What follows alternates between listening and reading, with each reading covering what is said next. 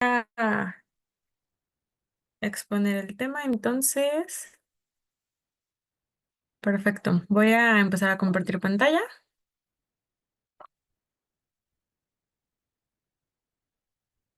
Me avisan cuando la puedan ver, por fin. Ahí se ve, Monse. Perfecto. Bueno, pues vamos a iniciar. A mí me tocó exponer este tema. Es el capítulo 3 del libro de Teoría de la Psicología de Rives. Este capítulo 3, como ya mencionó David, trata sobre el lenguaje ordinario, el análisis científico, el campo interconductual. Entonces, pues comencemos. Ok, iniciaremos con de la práctica compartida a los contactos funcionales y el modo científico del conocimiento. Em, Menciona o propone que es necesario fraccionar analíticamente objetos y acontecimientos en propiedades y a partir de este análisis delimitar objetos y acontecimientos abstractos, es decir, qué es lo que vamos a analizar y cómo lo vamos a analizar. No aborda directamente objetos y acontecimientos ordinarios, sino más bien lo hace como conceptos y categorías en donde lo abstrae, entonces todos estos conceptos y categorías son abstractas, elaboradas a partir de ellos. Me parece que ahí entra un poquito la importancia de usar un lenguaje técnico y no ordinario en esta parte científica. Luego, para la psicología como ciencia empírica es necesario identificar dominio funcional de fenómenos, entidades y acontecimientos, los cuales se refieren en y por el lenguaje ordinario. Este dominio, perdón, debe poder ser analizado con base en categorías y conceptos abstraídos de su referencia en el lenguaje ordinario, que es un poco lo que veíamos antes. No podemos hablar de, bueno, sí podemos, pero no es lo adecuado. Hablar de ciencia con un lenguaje ordinario. Debemos abstraerlo y saber qué es lo que estamos analizando. Justamente es lo que aborda el punto número 3, que el dominio debe tener una representación teórica, no como incorporación o repetición de los conceptos del lenguaje ordinario, sino más bien, justo como el nombre lo dice, teórico. Incorporar un lenguaje teórico a lo que se busca analizar. Y bueno, el cuarto punto en el que abordaremos un poquito más es en delimitar cómo se relaciona el dominio con las demás ciencias. En este caso son las ciencias biológicas y las ciencias sociales, para saber qué es lo que nos corresponde analizar y no analicemos o incorporemos cosas que pues realmente no nos tocan, sino le tocan a otras ciencias.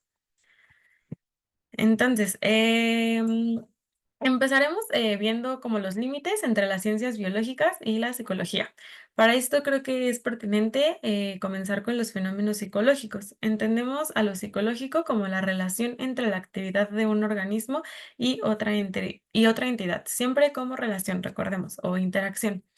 Dentro de estas relaciones hay pues dos tipos, las relaciones ecológicas y las relaciones psicológicas. ¿Cuál es la diferencia entre estas dos? Bien, que las relaciones ecológicas forman parte de la biología y no de la psicología. ¿Por qué? Porque las relaciones ecológicas refieren más a las actividades de los organismos como especie, como colectivo, como grupo. Y recordamos que lo psicológico se centra en el individuo. Justamente, en cambio, las relaciones psicológicas son relaciones entre un individuo, y otras entidades. Estas son específicas de cada individuo, no generales o no como grupo o como especie, justamente. Estas relaciones psicológicas solo se dan en el reino animal y el organismo debe estar formado por tejido nervioso. ¿Esto por qué? Más que nada por la diferenciación reactiva, que ahorita vamos como a hablar un poquito de ello. La relación psicológica cambia en la vida del individuo, es decir, se vuelve más compleja. Estas relaciones conforman la historia única de cada individuo, sea animal o humano. Es decir, la relación psicológica se va haciendo más compleja o va extendiéndose o variando dependiendo, bueno, no dependiendo, a lo largo de la vida del individuo. Por ejemplo, puede ser que un niño, un bebé, tenga interacción con un lápiz y primeramente únicamente lo agarra, se lo mete a la boca, lo muerde tal vez, pero ya conforme va avanzando su historia interactiva o va teniendo más interacciones con este objeto, puede, no sé, aprender a escribir con él, a dibujar con él o más cosas. Igual ahorita vamos a adentrarnos más adelante. Ahora sí, diferencias como tal entre las relaciones biológicas y psicológicas. Primero tenemos la especificidad funcional. Esto se da en las relaciones psicológicas. Esto refiere a que es importante que dentro de estas relaciones psicológicas siempre se establezcan formas de actividad específica respecto de circunstancias específicas con objetos, acontecimientos y otros individuos específicos. O sea, ¿por qué me estoy comportando de esta manera o cuál es la funcionalidad de esa interacción? Eh, Sí, es verdad que toda relación psicológica incluye la participación de una relación biológica, pero hasta ahí no nos adentramos a saber más de lo biológico, eso no nos toca a nosotros. Em, entonces, la relación psicológica se identifica siempre en términos de aquello con lo que se relaciona. Siempre recordamos como interacción respecto a qué estoy respondiendo o comportándome o hablando de qué. Ahorita igual lo vamos a ver un poco más adelante. Y la biología representa el límite inferior debido a que de la biología emerge lo psicológico. En cambio, la ciencia histórico-social que vamos a ver ahorita representa el límite superior. Lo social emerge a partir de lo psicológico. Es verdad que estas ciencias están sobrepuestas, pero es importante identificar su límite para justamente no caer o analizar cosas que no nos tocan. Muy bien. Luego vamos entre límites entre ciencias sociales y psicología. Em, ok, los fenómenos sociales son exclusivos de los humanos debido a que los animales en sus relaciones no son de naturaleza convencional, es decir, no hacen costumbres, sino más bien solo repiten patrones de comportamiento. O sea, no le dan un significado social como tal. Por eso es que los fenómenos sociales solo pueden ser los de los humanos. Las relaciones psicológicas se distinguen de las relaciones sociales porque las relaciones psicológicas constituyen unidades microscópicas o moleculares de las relaciones sociales. Es decir, tenemos una relación social y es un ejemplo, si le hacemos zoom, puedes ver cómo las relaciones psicológicas están dentro de una relación psicológica, incluye siempre a una persona y el otro elemento puede ser o no una persona, en tanto que puedes interactuar o relacionarte con un objeto o con otro individuo. Y en cambio, las relaciones sociales siempre son relaciones entre individuos. El último punto habla un poquito de lo que ya mencioné. Las relaciones psicológicas constituyen siempre relaciones particulares de las relaciones sociales. Es lo mismo, dentro de las relaciones sociales siempre encontraremos relaciones psicológicas, pero es bien importante saber qué es lo que nos compete a nosotros y qué no. Muy bien. ¿Hasta aquí hay algún comentario, duda?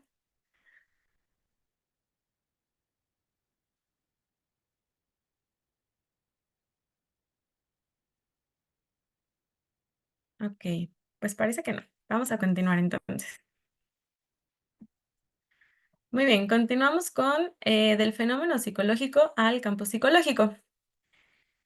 Em, Cuando la relación o interacción que se da son entre dos individuos, la especificidad se identifica a partir de uno de ellos. Es decir, dentro de un propio episodio, funcionalmente hay dos episodios distintos, dependiendo de cuál de estos individuos se ha considerado como criterio de análisis. Aquí puse una imagen, no sé si puedan ver mi puntero, espero que sí. Pero bueno, aquí puse la imagen de dos personas que están conversando y en esta interacción que están teniendo puede haber dos episodios. Si el criterio de análisis es el hombre, en este caso, tendríamos un episodio. Y si el objeto de análisis es la mujer, en este caso, tendríamos otro episodio, ya que recordamos que siempre las relaciones psicológicas son individuales. Esto es lo que les dije que íbamos a retomar. Lo psicológico no es lo que se siente, se hace o se dice, sino en relación a qué o a qué se hace, se siente o se dice, siempre en circunstancia o en contexto, debido a que la actividad descontextualizada solo constituye el comportamiento biológico. Entonces siempre es qué estoy sintiendo y respecto a qué, qué estoy haciendo y respecto a qué. Muy bien. Luego, sobre los contactos funcionales. Eh, es importante tener bien en claro que los elementos de la relación se afectan mutuamente. Siempre hay una afectación mutua o bidireccional. Y dentro de cada relación, bueno, dentro de la relación, cada propiedad más bien tiene una función en relación con las propiedades del otro miembro. Yo me comporto sí, ajá, me comporto de cierta manera dependiendo de con qué esté interactuando. Y el objeto o la persona con la que esté interactuando se comporta de acuerdo a lo que yo esté haciendo, por así decirlo. El tercer punto habla más que nada sobre el contexto. Dice, el contacto y sus circunstancias cambian las propiedades funcionales de la propia relación y por consiguiente de las entidades que las conforman. Es decir, cómo las propiedades funcionales de la relación cambian según su circunstancia. Esto va en conjunto con el cuarto punto que dice, cada contacto tiene un sentido distinto, tiene una función distinta, es una manera distinta de relacionarse entre los mismos elementos. Esto refiere a que cada que tengas contacto, así sea con el mismo objeto o con el mismo individuo, eh, tendrá un sentido distinto dependiendo del contexto. No sé, se me ocurre que durante un día yo puedo relacionarme o tener interacción con un lápiz justamente, pero puedo hacerlo de distintas formas dependiendo de qué función le quiero dar. Por ejemplo, puedo usarlo para señalar, puedo usarlo para morderlo, puedo usarlo para escribir, para dibujar y así. Bien. Ok, hasta aquí, dudas, comentarios, sugerencias, quejas. Sí, Denise. Bueno, antes que nada, pues buenas nochecitas a todos. Y yo tenía una duda, bueno, nada más una disculpa porque no terminé de leer todo el texto, entonces también dudaba por eso, porque qué tal si la respuesta venía al último, pero mi duda era si relación e interacción son lo mismo. Bueno, para todos, porque está medio como, bueno, a mí me hace un poquito de bolas. Ok, no sé si alguien guste comentar algo, responderle también para que se vuelva un poco más interactivo.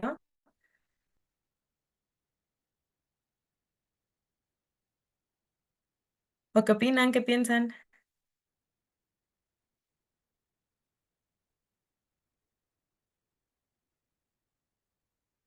Les voy a preguntar para que se vuelva interactiva la reunión.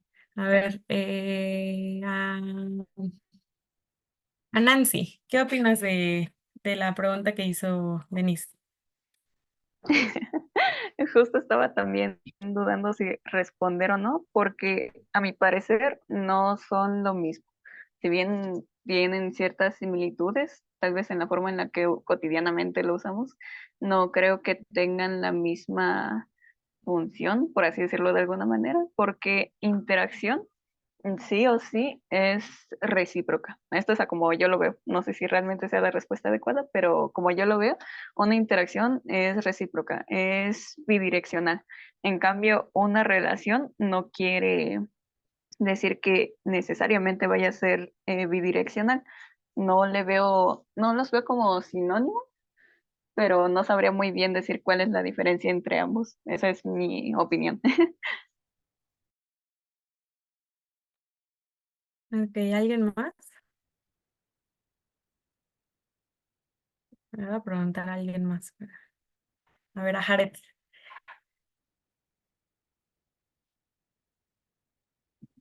Mm,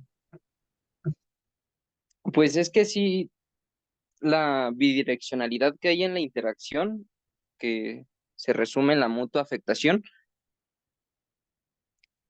hace que se vea algo diferente. Y como decía al principio del capítulo, no consideramos solo la actividad individual, sino cómo esa actividad se relaciona y esa relación que guarda con un objeto de estímulo, un evento, otro individuo, también interactúa de nuevo con el individuo.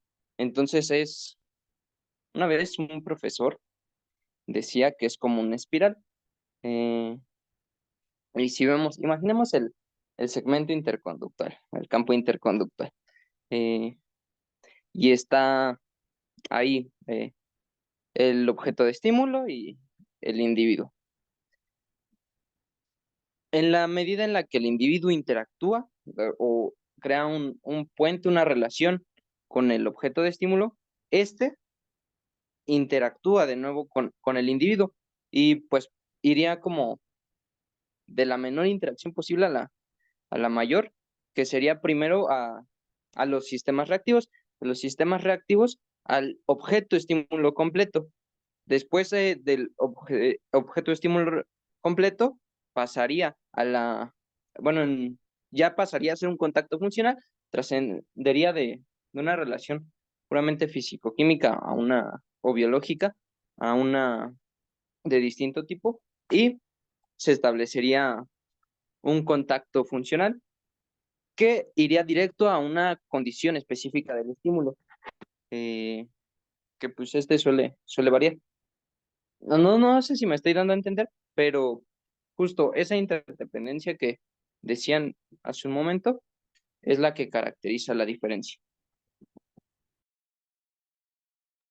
Ok, y aquí Jenny en el chat pone, bueno, a lo que yo entiendo, pues justamente en una interacción se tiene un efecto sobre el otro. Por ejemplo, en este caso, pensando en organismo-ambiente, el ambiente tiene un efecto sobre el organismo, como el organismo tiene sobre el ambiente.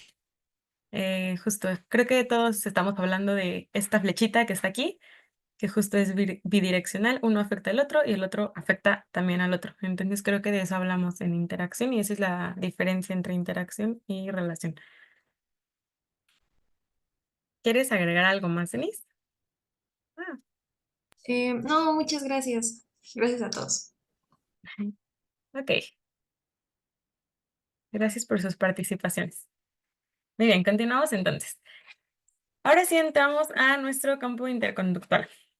Este campo interconductual es una propuesta para representar de forma abstracta, que es justamente estas abstracciones necesarias que veíamos en el modo científico al inicio de la exposición. Bueno, representar de manera abstracta las relaciones psicológicas como contactos funcionales, junto con otros factores que son necesarios para que ocurra dicho contacto o module sus características funcionales. Este campo interconductual representa los límites espaciales y temporales en los que tiene lugar el tipo de contacto funcional, de nuevo, ya sea entre un individuo y otro individuo o un individuo y un objeto. Entonces, el campo representa todos los elementos que tienen una función y se afectan mutuamente. Entonces, los fenómenos psicológicos pasarían a ser campos interconductuales. Los factores que conforman el campo interconductual, que son los que vamos a revisar también el día de hoy, es el medio de contacto, el contacto funcional entre el individuo y otro individuo u objeto con lo que se está teniendo esta interacción. Em, Factores disposicionales, que son de dos tipos, situacionales e históricos, y el límite de campo. Entonces, aquí tenemos cómo es nuestro famoso, tal vez no tan famoso, campo interconductual, en donde justamente están los factores situacionales, la flechita que hace un momento decíamos que representa la bidireccionalidad, función de respuesta, función de estímulo y otras cosas. Muy bien, iniciaremos hablando sobre los medios de contacto. Los medios de contacto son lo que hace posible que un campo interconductual se conforme. No forma parte de él. Hay tres tipos de medio de contacto. De nuevo, no forman parte de ellos, solamente como condicionan la existencia y la forma de ocurrencia de los fenómenos psicológicos o de los campos interconductuales. Y al no formar parte de ellos, perdón, pues no tienen propiedades causales sobre el fenómeno psicológico como tal. No afecta directamente. Únicamente, de nuevo, representan las condiciones que posibilitan o no las relaciones o interacciones psicológicas o los campos interconductuales. Entonces, empezaremos con los tipos de medio de contacto. El primero es el físico-químico. En este, lo posible y lo imposible se impone a los individuos con base en sus características biológicas. Esto respecto de la naturaleza del medio ambiente en que viven. Entonces, aquí yo puse dos imágenes. que podrían ser medios de contacto físico-químicos. Entonces primero voy a decir, a ver quién quiere, a ver si alguien quiere, si no, pues ya como ahorita le pregunto a alguien. El punto es que usen estas dos imágenes, aquí tenemos luz y esta es aire, por si no se entendía, cómo es que pueden funcionar como medios de contacto en un fenómeno psicológico. Pueden alzar su mano. Muy bien, David. Sí, en este caso, considerando, y es importante recalcarlo, que el medio de contacto posibilita, de hecho, en otros libros lo menciona a modo de lenguaje binario, en unos y ceros, es decir, que o se da o no se da. No, no hay como punto medio cuando se habla del medio de contacto. En el caso de el medio físico-químico, en el caso de la luz, si hay luz y nosotros tenemos sistemas reactivos que nos permitan percibir la luz, entonces podemos tener una interacción con elementos de nuestro medio ambiente. Si no hay luz o nosotros no podemos ver, como si estuviéramos ciegos, no se posibilitaría o no se podría dar esta interacción. Ok, muy bien.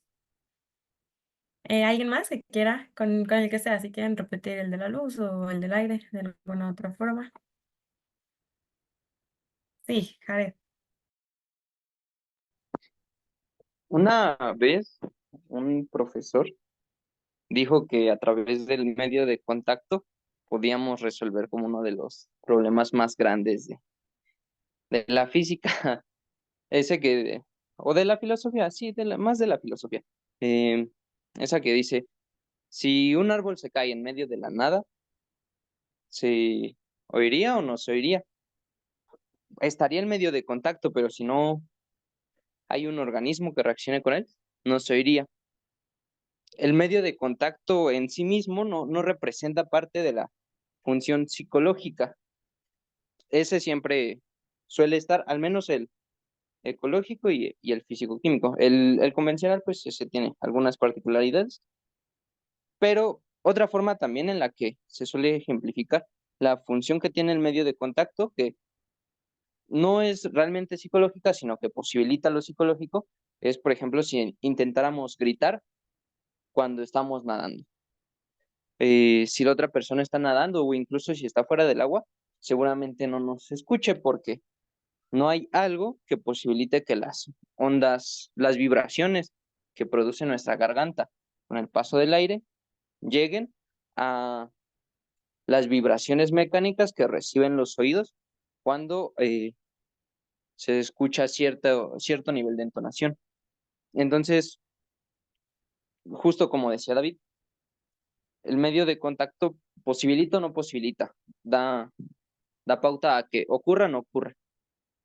Y eso es importante si hablamos también en sentido de los medios de contacto convencionales, porque por ejemplo, el que hayan ciertos animales que pueden desarrollar comportamiento ecológico, pero no tienen cómo referenciarlo, no pueden realizar conductas psicológicas de mayor complejidad hasta que son instruidos por humanos. Y todavía ahí se pondría en duda si las hacen o si solo es actividad bioecológica. Y ya. Muy bien, muy acertado todo. Ok, ¿alguien más quiere participar? Bien, si no, pasamos al siguiente. Ahora sí, ya nos hizo spoiler Jared. Tenemos medios de contacto ecológico. Esta posibilidad de los contactos funcionales se da con base en la adecuación del individuo para la supervivencia como miembro de la especie o grupo en un hábitat constituido. Condiciona si es posible sobrevivir mediante a lo que se responde y cómo es que se responde. como lo hemos visto, patrones de afectación mutua que comparten distintas especies y estos medios de contacto ecológico siempre se dan en especies que viven en grupos. Ejemplos pueden ser la autotraslación, la nutrición, la reproducción. Aquí puse algunas imágenes que medio lo representan. Y continuamos con los medios de contacto convencionales. Estos son exclusivos de los humanos. Representan prácticas compartidas como el lenguaje ordinario en forma de relaciones. Son prácticas de convivir en sociedad. Justamente lo que posibilitan es la convivencia en distintas formas. Se condiciona el tipo de contactos funcionales de las personas que justamente hacen posible la convivencia con otros. Estos tipos de medios de contacto convencional se transforman en cada grupo y formación social, justo como dependen de, pues yo lo podría decir, no sé si esté bien o mal, como los acuerdos que se hacen en cada grupo social. Entonces, por eso es que pueden ser distintos entre cada grupo o formación social. Y justamente de nuevo hablamos que condiciona los contactos funcionales que se relacionan con las prácticas de convivencia del grupo del cual forma parte. Justo aquí puse esta imagen porque a mí me pareció un ejemplo que podría ser las horas de la comida para representar esta parte convencional, ¿no? No comemos, bueno, socialmente se acuerda que, por ejemplo, tenemos desayuno, comida, cena o las colaciones o todo eso. Muy bien, hasta aquí, ¿algún otro comentario, dudas, sugerencias también?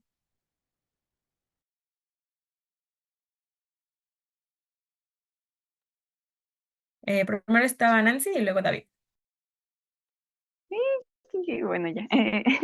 Creo que un ejemplo que puede mostrar bastante bien estos tres medios de contacto no es, bueno, por así decirlo, sabemos que no solo estamos, por así decirlo, delimitados a solo un tipo de medio de contacto. Eso no funciona de esa manera, sino que incluso en un ejemplo bastante sencillo como de querer comer una manzana, se encuentran los tres medios de contacto, el físico-químico por la mera interacción de los contenidos de la manzana al momento de comerla, el ecológico al que se le condiciona, por así decirlo, a la supervivencia de alimentarse, y el convencional entraría a cómo tú comes la manzana, porque hay personas que la comen directamente, otras personas que la lavan antes de comerla, otras personas que la pican para después comérsela, no sé, diferentes formas. Pero creo que es importante recalcar que un medio de contacto no está únicamente delimitado por uno, sino que se pueden encontrar los tres. Claro que siempre, o no siempre, pero la mayoría de casos siempre va a haber uno que sobresalga más, por lo general el convencional, debido a esto que tú mencionabas, que justamente es el que más variedad tiene, por ponerlo de alguna forma, y eso se me hace un poco interesante e importante de recalcar. Y ya. Sí, muy bien. Justo creo que en esa interacción de la persona con la manzana, otro convencional podría ser el simple hecho de que pueda decir la manzana, ¿no? Es lo que decíamos. Muy bien, David. Sí, me sorprende la memoria de Nancy. Muy buen ejemplo. Yo estaba pensando igual que los medios convencionales posibilitan distintos tipos de contactos funcionales que los otros tipos de medio de contacto. Es decir, por ejemplo, si nosotros estamos frente a una persona, ya estamos interactuando con ella, digamos, al poder verla, teniendo como medio de contacto físico-químico, pues el que haya luz y el que podamos ver. Este, Sin embargo, si esa persona habla ruso, por ejemplo, y nosotros no, el medio de contacto convencional, que en este caso sería el lenguaje, no posibilitaría una interacción convencional entre yo o la persona y el ruso. Creo que es un ejemplo que representa bien cómo también, como en un mismo evento se interactúa eh, con base en distintos medios de contacto, pero cada medio de contacto va a posibilitar contactos funcionales específicos. Muy bien. Qué buenas aclaraciones y qué buen ejemplo lo de el ruso. Bien, ¿algún otro comentario? Yo creo que en el chat tampoco han puesto nada. No. Muy bien, sí, si no.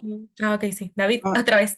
sí, no, es que le quedan 3 minutos a esta reunión. No sé si quieran acabarla y empezar la siguiente o esperar a que se acabe el tiempo.